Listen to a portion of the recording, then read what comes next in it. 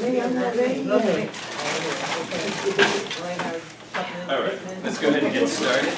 Tonight we'll continue talking about hypothesis testing. Last week we learned about how to do a hypothesis test with a mean or an average. And I'm sure you were excited about that, but perhaps disappointed that you only had the skills to do a hypothesis test with a mean. So you'll be happy to know that tonight you'll learn how to do the same thing with population proportions, proportion differences, and mean differences. So someone tells you, I think the true population proportion of Mercy College students who work full-time is 60%.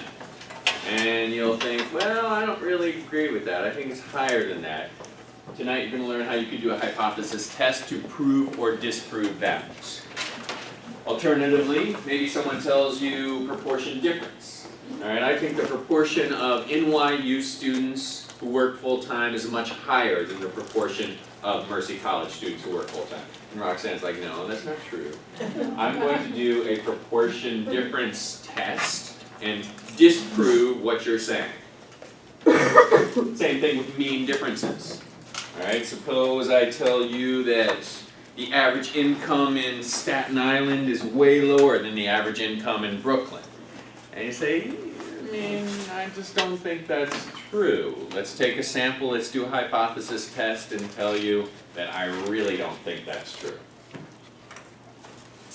All right, process is pretty much the same as you learned last week for all of these tests. So we'll start with a quick review of last class, and then we'll do these three different tests. Test for population proportion, test for a proportion difference, and test for a proportion between two means. So with that, let's do the review. In hypothesis testing, we make a statement. We call that statement a hypothesis. Then we gather some sample data.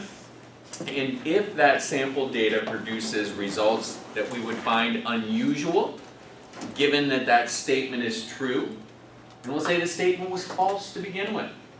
So you told me something, I gathered some data, my data contradicts what you say, all right, I'm going to say that your hypothesis is false. We set this up with a null hypothesis, which we'll assume to be true, unless we have overwhelming evidence to the contrary. And if we do have overwhelming evidence to the contrary, we will reject that null hypothesis and assume the alternative hypothesis. Now, what do we mean by overwhelming evidence to the contrary? Well, we have to decide, all right? What is just a little evidence to the contrary? What is overwhelming evidence to the contrary? All right, overwhelming evidence to the contrary is something very unlikely to happen. And we'll quantify that with an exact percent. We'll say anything less likely to happen than 5%, that is overwhelming evidence to the contrary. If we want a higher standard of proof, we'll say that we need something less likely to happen than 1% before we're willing to say we reject your null hypothesis. And that is our significance level. The probability value that defines just what we mean by unlikely sample results under the assumption that the null hypothesis is true. Hypothesis tests come in different forms. We learned a two-tailed test. If you tell me the mean is equal to some amount, all right, I have two ways of disproving that. I could find something, a sample result that is really high compared to what you tell me, or really low compared to what you tell me. So I'm going to draw a frequency distribution with a rejection region in the extreme tails. If on the other hand you tell me, well, the mean is less than or equal to some amount. All right, if I go out and I get sample evidence, if I find something less than, some amount, I'm going to say, okay, I believe you.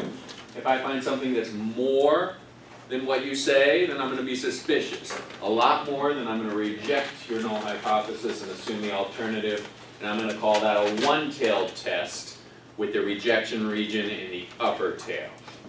Where I could have the rejection region in the lower tail, just the symmetrical opposite of that.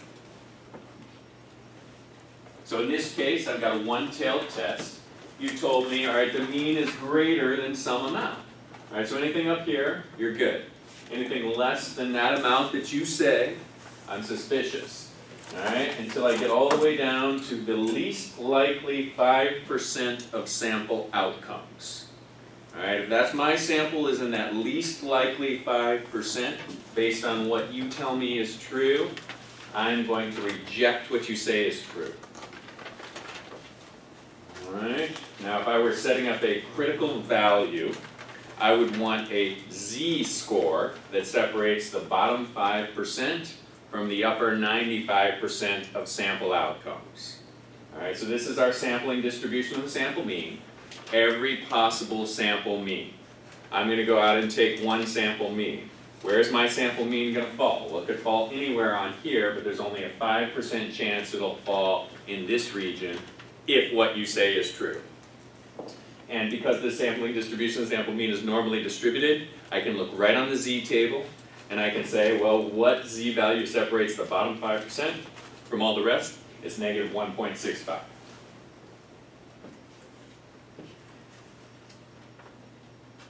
I could have a hypothesis test with the rejection region in the upper tail, such as this. Alright, so once I've set up this hypothesis test with my rejection region and my critical value, I'm going to crunch the sample numbers. So I went out and I got a sample, and I want to find a z-score for that sample. Remember how we gave Evander Holyfield's height a z-score? It said, well, he's this tall, so he has a z-score of this much. And by that, I can determine the likelihood of the next guy who walks by this door being taller than Evander Holyfield. Same thing here. We're going to give a z-score to the sample we took.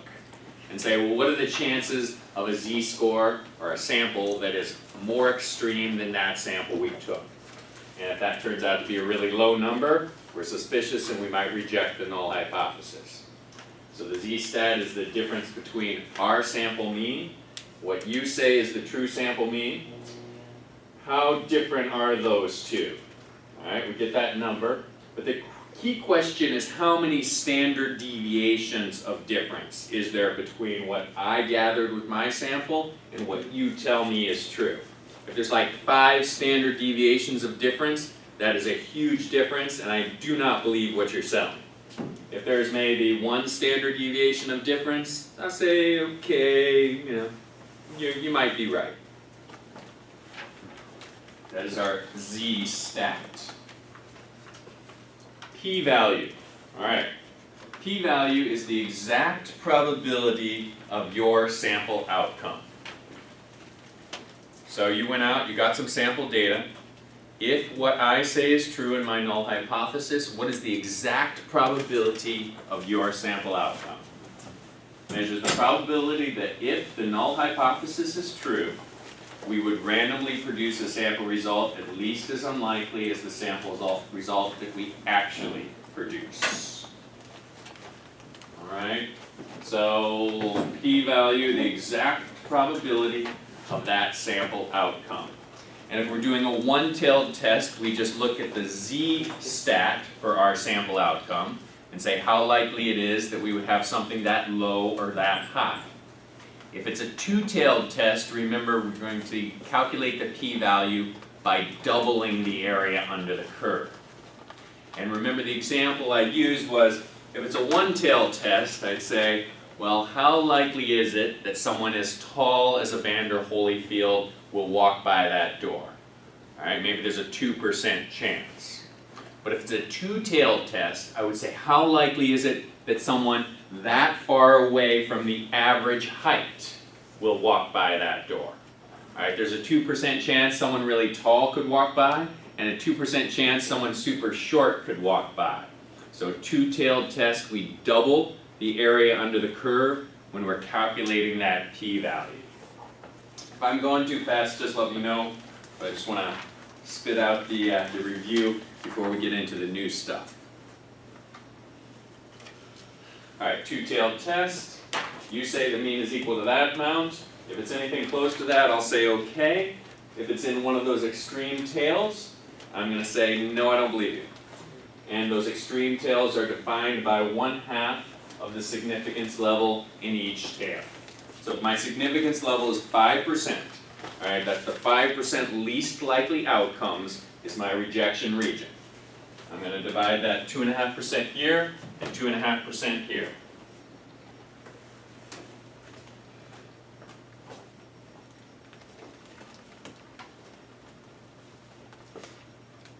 Alright, so suppose we want to conduct a hypothesis test, and we gather some sample data, we get a sample mean. Obviously we know the sample size, because we're the ones who took the sample size. Now suppose we don't know the true population standard deviation, and rarely would we know the true population standard deviation if we just conducted our own sample. So we'll have to compensate with that by using the t-distribution and calculating our own sample standard deviation. If you remember, the t-distribution is just a little bit shorter and fatter. It gives a wider interval to account for the fact that there are some unknown factors. So your burden of proof is going to be a little bit higher, but what it means for you all is you're going to have to look back in that t-distribution, say how many degrees of freedom, how far does this test statistic need to be away from the mean before I can say, yes, I'm going to reject that null hypothesis. The rejection rule, one-tailed, two-tailed, all that stuff works the exact same way. But when we do not know the population standard deviation, we use the t-statistic and look up the chart, the critical values based on degrees of freedom.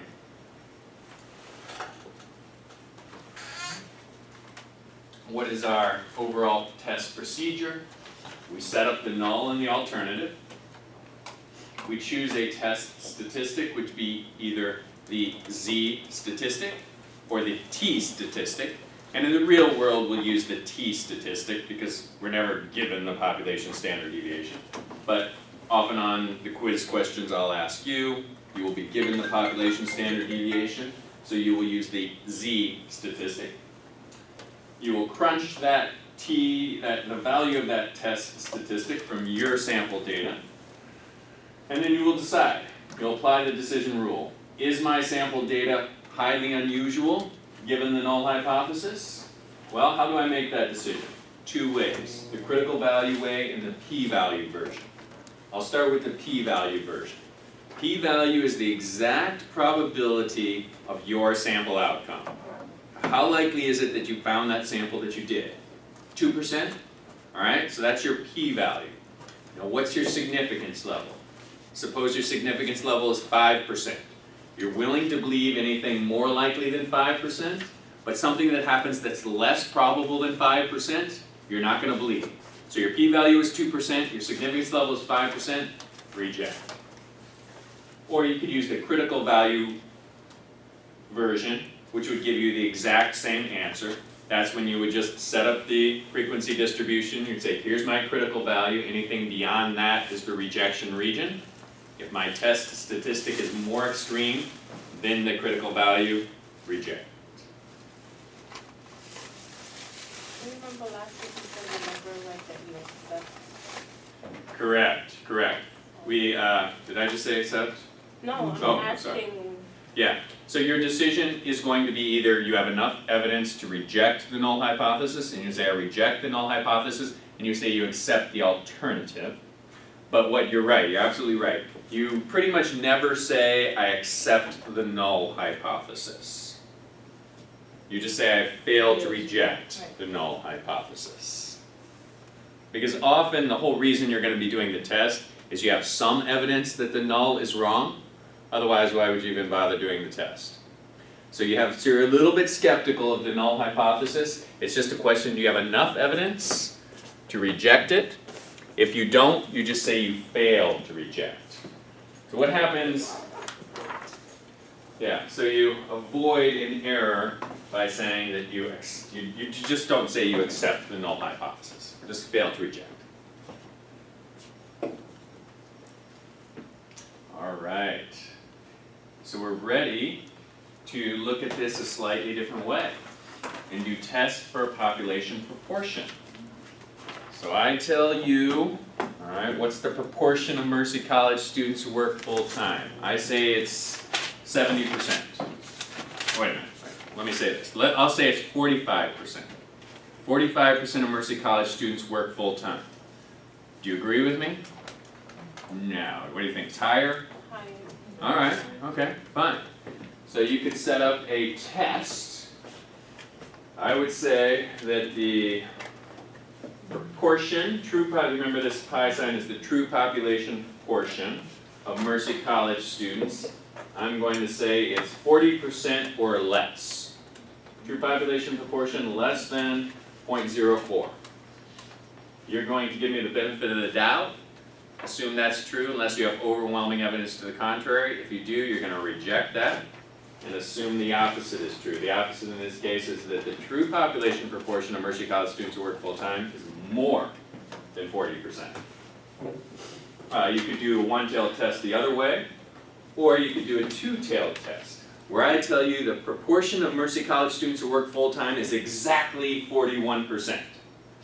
Well, now you have two ways to disprove that.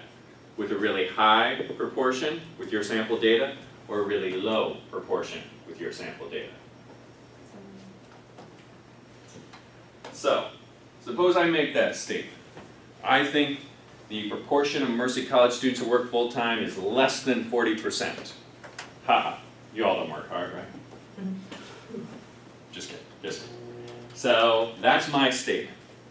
You don't think that's true, so you use good sampling procedures, you find a sample size of Mercy College students, ask them if they work full-time. You find, say, 89% in your sample work full-time. And I said it was less than 40. Now, do you have a tool, something you could use to quantify how likely your sample outcome would be if what I say is true? So what I say is it's 40% or less. And that's my statement. Do you have a way of quantifying how likely your sample outcome is? Do you have a tool you could use to quantify that? Sample distribution of the samples. Very, very close. Distribution. Carol? Sampling distribution of sampling distribution of the sample proportion. Yes. So this is a frequency distribution of every possible sample proportion. We're already familiar with this because we studied with confidence intervals. All we need to do now is apply it to hypothesis testing. We know this is normally distributed provided we have the good sample size.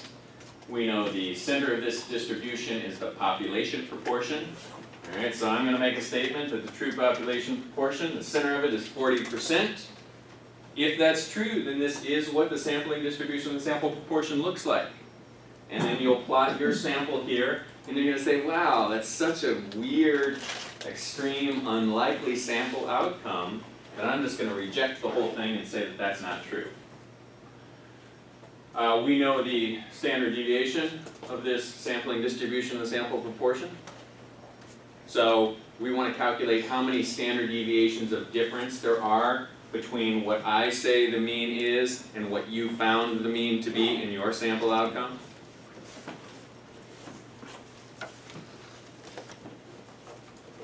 You're going to choose a significance level. Significance level is your threshold of what you're willing to believe.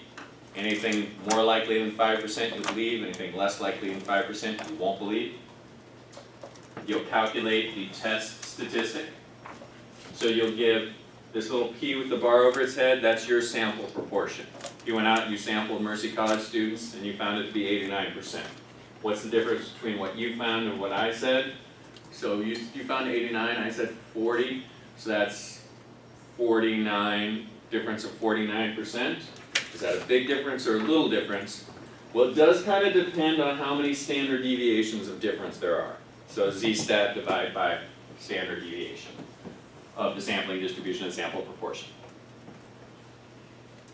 One-tailed, two-tailed, rejection rules are all the same. All right, proportions. Any questions there? Let's try an example. What do you say? let's try page 356, number 10. Go ahead and start working on that. And we'll do it like we always do. Just explain it to your neighbor, flip back and forth to the Z table, make sure you understand that, and then we'll come together and do it as a class.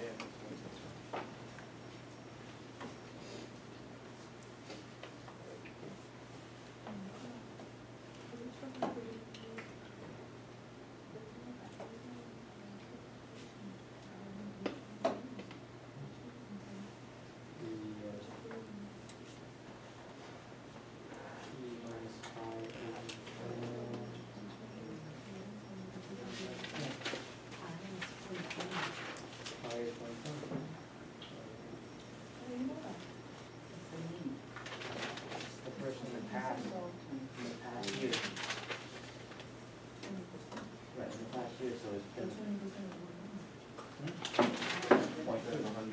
Point two.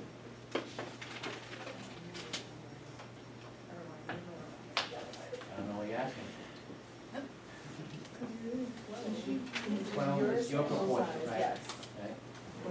20% is not a number of people. That's just a guess. No, 20% of the past students. Okay, but you're taking an exact number of 12. So it's point 12? So you're doing point 12, you're doing, no, What are you doing? no, you don't know what I'm doing, so I'm asking you. Okay. Well, point two is the mean, which is pi, Okay. and then 0.12 is p. So z stat will be p minus pi over the standard deviation. And the standard deviation will be square root of pi times 1 minus pi over n.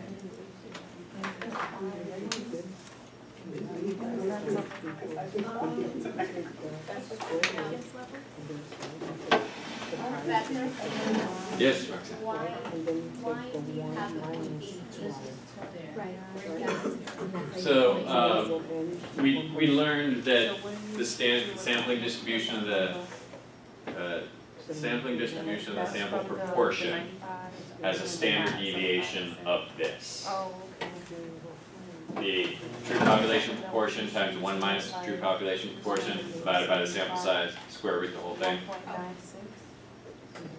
Well, that's different. Because I didn't figure it out, because I'm like, why is it high for them? Let's see, when this yeah, it looks a little different. Yes. So, point 12, would it be point 2? I'm trying to figure it out. Oh, so yours, I just heard you saying this, right? Your sample proportion is 12%. Right. Like, the hypothesized value is 20%. You're gonna believe that is true unless you have overwhelming evidence to the contrary. Right, so, Because but, first, the standard deviation has the So, proportion It's only pi. yeah, you're right, sorry about that.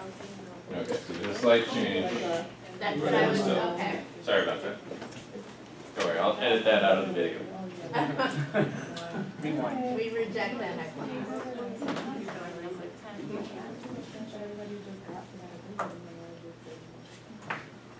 Thank you, Jay. That's 0.12 minus This one, 0.2. this equation? Or We have page 8 here.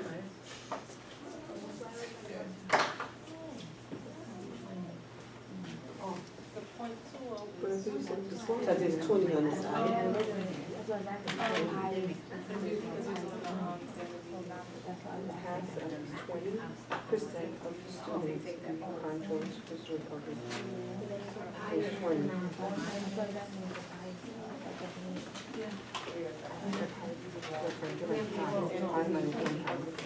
So it's supposed to be 5 minus 20.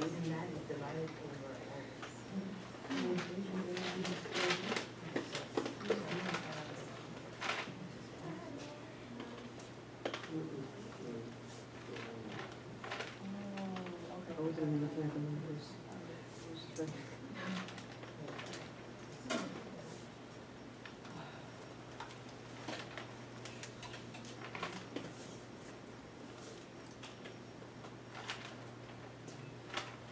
Should we do this? Ready? Okay, alright, so in this particular problem, some university has claimed that their students like to pursue public service careers. And in fact, they might say that 20% or more of our students go into careers in public services. Maybe they've built their curriculum around public service, maybe they have a bunch of marketing material that says, look at all of our students who go into public service. So, someone on the student newspaper thinks that this may not be true and wants to do a little research to determine whether or not what the university is saying is actually true. So this person, this newspaper editor, says, I will believe what you say is true until I have evidence to the contrary. I'm going to call your statement the null hypothesis. So that's the true population mean of all the students is greater than or equal to 20%. if I have overwhelming evidence to the contrary, I'm gonna reject that, and I'm going to assume the alternative. What do I mean by overwhelming evidence to the contrary? A sample outcome that I gather that's less likely to happen than 5%, I'm gonna call that overwhelming evidence to the contrary. So let me go out and gather my evidence. I'm going to interview 100 students, randomly selected with good sampling procedures.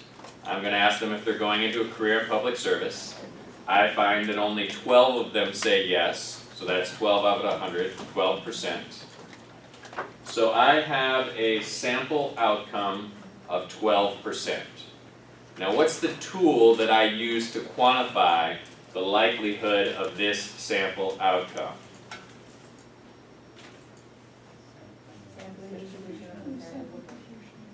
Beautiful, Kelsey.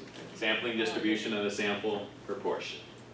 So if what you say is true, the mean of this distribution is 20%. And also if what you say is true, the standard deviation of this distribution can be calculated this way. Alright, I'm going to take what you say is the true population proportion times 1 minus what you say is the true population proportion, divided by the sample size, square root the whole thing. What does that standard error come out to? How much decimal places? 0.14. 0.04? Yeah. Okay, 4%? Alright, I feel like I did that wrong last night. Yeah, maybe no one corrected me on this. Alright, so you use the null hypothesis to calculate the standard error. Alright, so 0.04 is our standard error. 0.04. Alright, so let's get a test statistic, a z-score for our sample outcome. So that's the 0.12 divided by 0.2. Alright, that's negative 8%. So I'm off by 8%. Is that a big number or a little number? Well, it really depends on how many standard deviations of difference there is. So I'm going to divide by standard error, 0.04. And that's going to come out to -2. Fantastic. Alright. So my z-stat here, it's going to be on the negative side. -2 z-stat equals -2. Alright. Now, let me set up a critical value. I forgot to put the rejection region of what I would consider overwhelming evidence to the contrary. So, if my definition of overwhelming evidence to the contrary is anything less likely to happen than 5%, I'm looking for a 5% region in this tail that is my rejection region. Can you tell me the z-score that separates the bottom 5% of possible outcomes from the upper 95% of possible outcomes? Minus 0.165. Okay, minus 1.65. Alright, that is my rejection region. Alright, a z-score of less than negative 1.65. So that is my z critical value.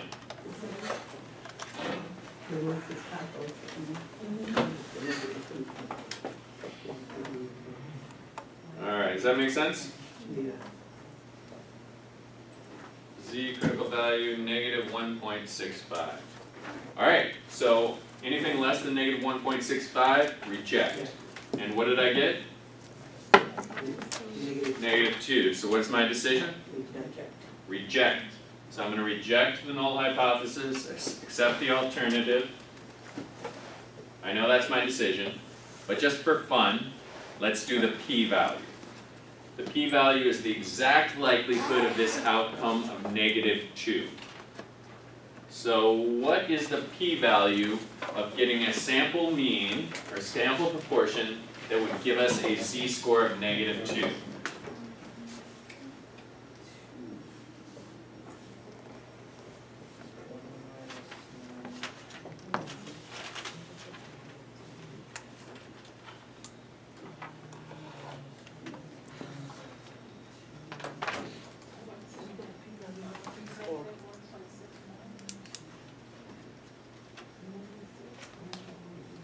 0.228. 0.0228. Point 0.0228. 0.0228. 0.0228. Alright, so looks like 2%, a little above 2%. So the likelihood of this outcome, that's a little higher than 2%. That's a really low probability of getting this sample outcome if what you say is true. In fact, it's too low, because anything lower than 5% I consider overwhelming evidence to the contrary, and I would reject your null hypothesis.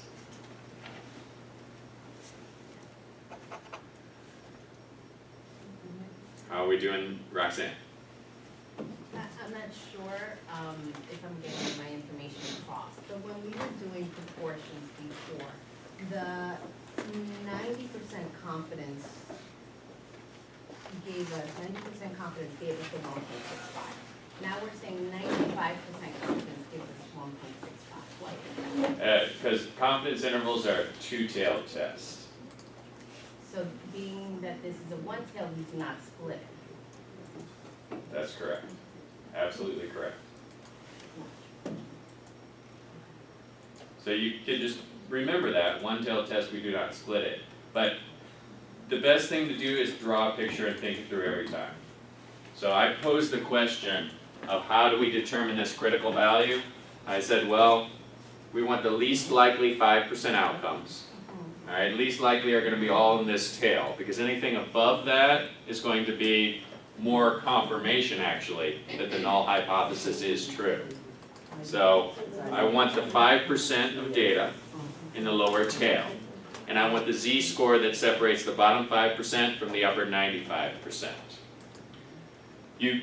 And I think maybe why that's confusing is, wait a minute, you know, this sounds sort of familiar to what we did with confidence intervals, but if you equate it to confidence intervals, you have to remember that there's a one-tail or two-tail difference sometimes.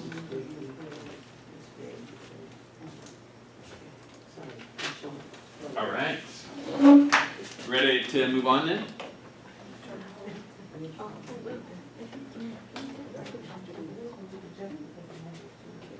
Because it falls outside of the rejection, the RR.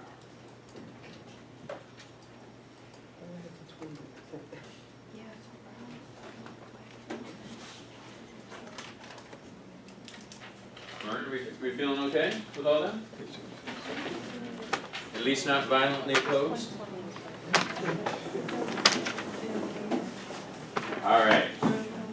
So, just slight different nuance. You tell me that you have a supposed value for a proportion difference.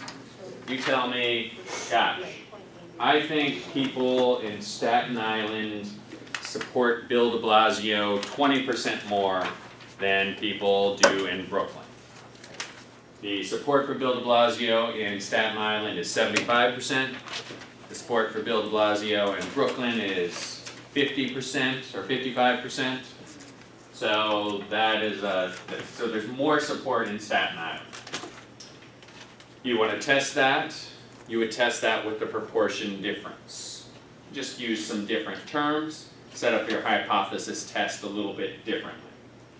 So let's think about this. Which one of these three different forms of test would we use for that example I just gave? I think we would use this one. Alright, because this says proportion in Staten Island minus proportion in Brooklyn is a number greater than 0. That's just a fancy way of saying the first one is bigger than the second one. If you were to switch this around, you add this to both sides, you say proportion 1 is greater than proportion 2. I'll pause there for a minute. So you think this one is bigger, then you just write it this way. Because for a hypothesis test, you want some equality equal to some number. In our examples, it will always be 0, but this could be a number different than 0. So all I'm saying with this hypothesis is that the first one is bigger. So you find sample evidence, if you find the first one is bigger, you're like, okay. If you find the first one's a little bit smaller, you're suspicious. A lot smaller, then you're gonna reject this and say, no, the opposite is true. So here I'm saying people in Staten Island support Bill de Blasio at a higher percentage than Brooklyn. Suppose here I want to say, you know what? People in Staten Island and people in Brooklyn support Bill de Blasio in the same proportion. Proportion 1 is the same as proportion 2. So when I subtract proportion 1 from proportion 2, I get 0. This is just a fancy way of saying there's no difference between these two.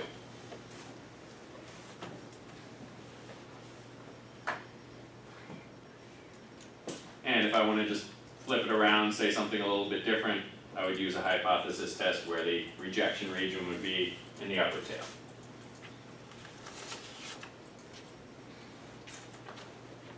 The critical value, p-value, all that stuff is calculated the exact same way.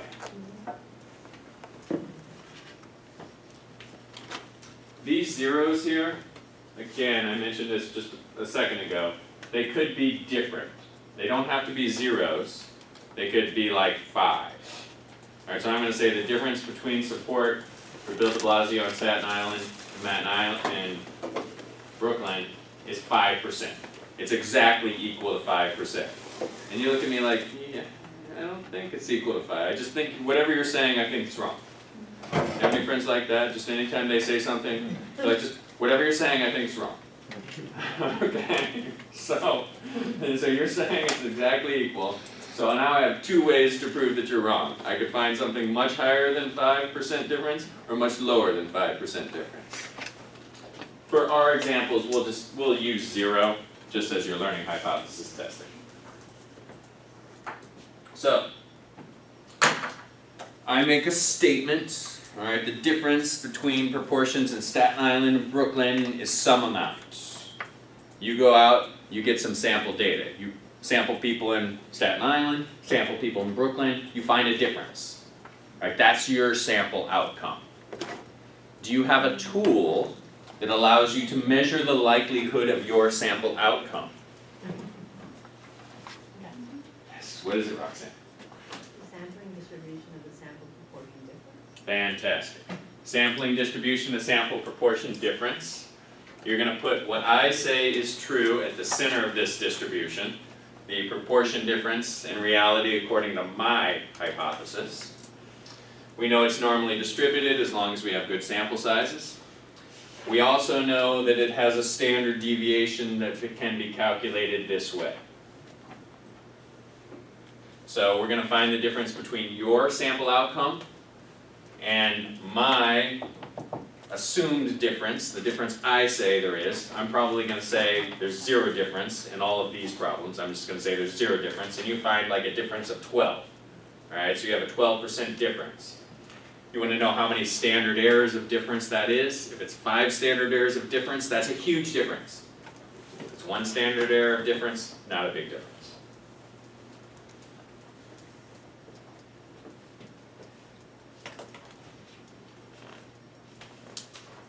So we calculate the z-stat.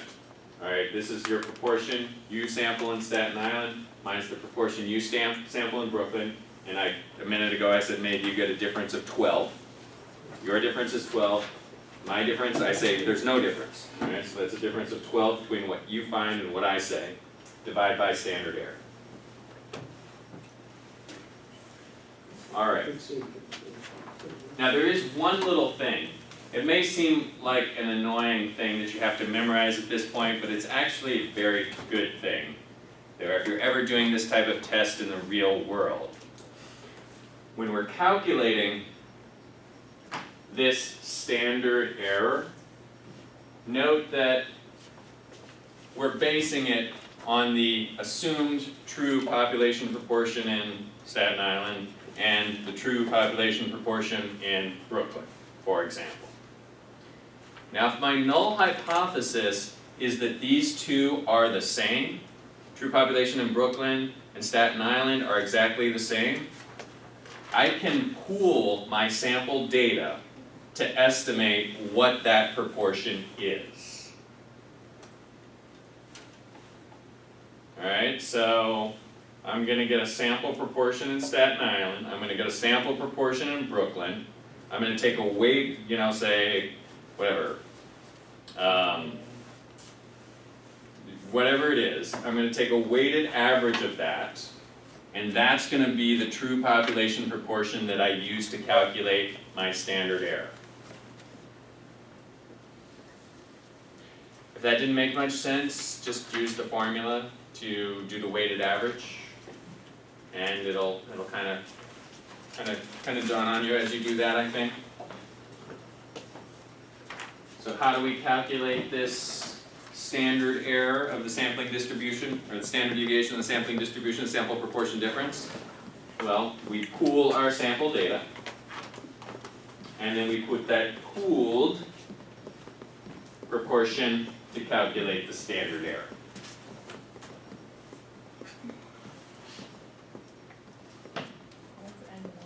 But this is only when we have this two-tailed test. No, No. we're doing proportion differences, so we're gonna have two populations in every test. Okay. Some of those are gonna be two-tailed, some of these are gonna be one-tailed. Okay, so this is only when they equate two-tailed. Or, Yeah, this is only when the null hypothesis says that they're the same. okay. If the null hypothesis says that they're the same, how do we calculate the standard error? Well, we pool them with the weighted average.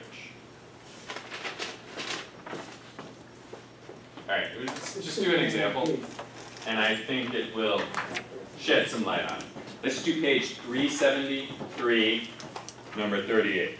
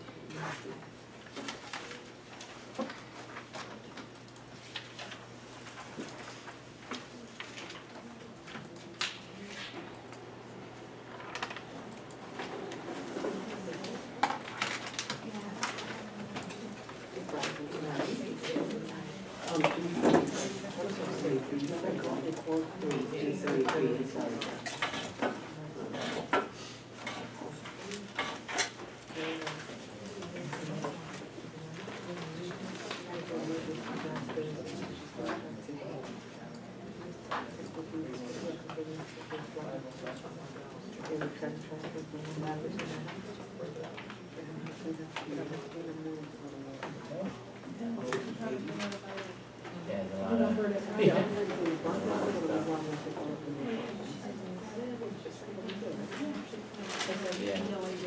gonna take the whole page. Lot of calculation.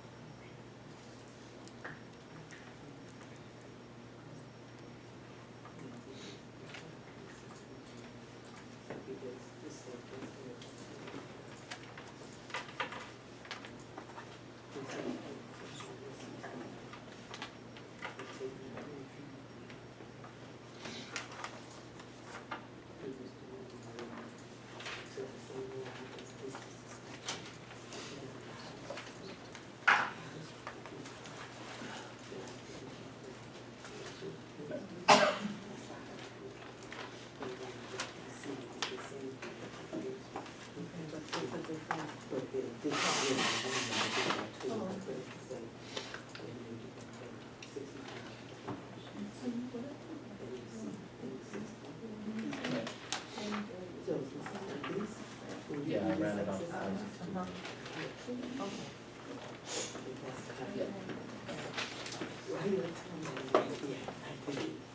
was on the page, you can find it exactly. Oh, Because it good. won't be, because I did the thing, I read it, but I was like, a lot of, it's on page 354, you can do the steps, it's not one number. This is one number, but this is two number, because they get it, but it's the same, there's that. Okay.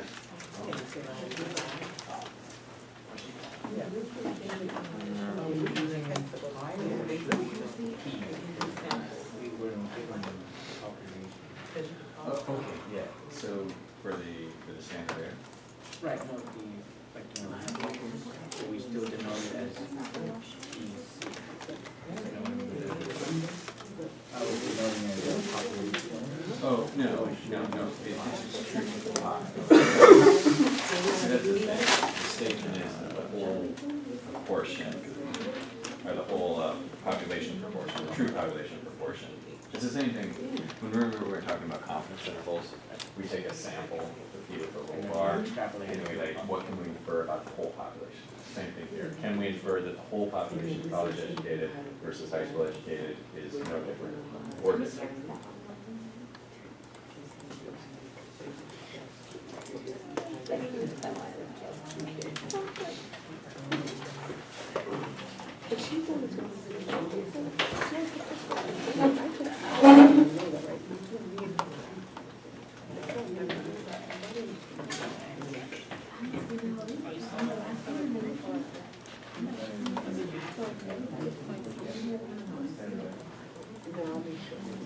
Am I the second to last again? But I told her I moved the phone. She just was like,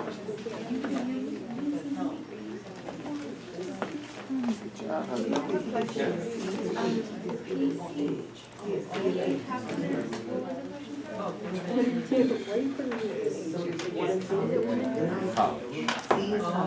Oh, did you just put in the, but it's more into, 1 and 2, right? so you want to put college and high school. Yeah, same put subscript 1, 2, I put subscript college, high school. It's more specific. We just wanna make sure we're right. Yeah, yeah. Are you putting? No, I'm saying. As it equates to the slides, it's 1 and 2. I'm always so proud of myself for getting that right for college and high school. I feel like it's like I deserve extra credit for going the extra mile. So I'm trying to think. College is 1 and high school. Okay. You can say it the other way around too. You can put it the other way around, just you just divide it all. For the problem. Where P, E, and F, C, and C. I get, but I'm looking at the calculation, and I do my numbers, I'm looking at, okay, P1, where do you get C and H from? All right, in fact, I'm gonna go put some more C and H's up there right now. Yeah, this is that.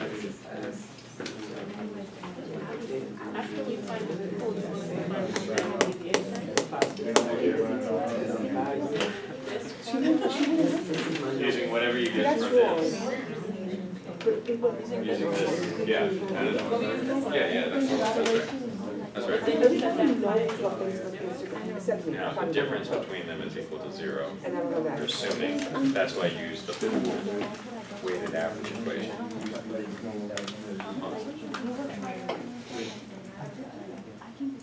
What'd you get? The Z, that. What is it? That shouldn't be.